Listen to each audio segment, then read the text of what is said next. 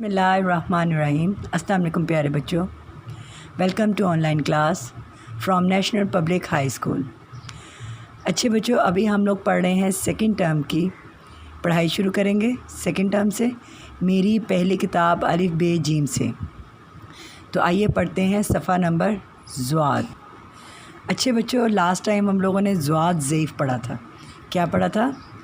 ज़्वाज़ा ज़ईफ़। आज हम इसकी एक दोहराई कर रहे हैं। ज़्वाद आइन छोटी ये फ़े ज़ईफ़। ज़ईफ़ के तोड़ क्या होते हैं?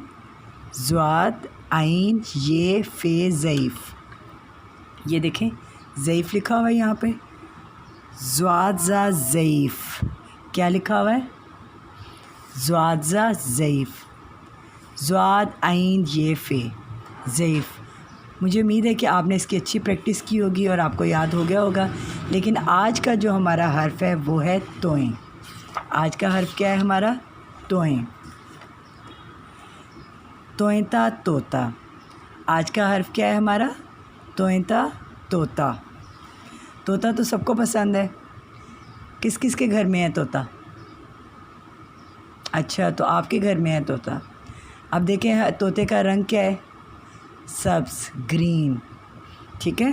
और तोएं जो लिखा हुआ है यहाँ पे, तोएं का रंग भी ग्रीन ही है। तोएंता तोता।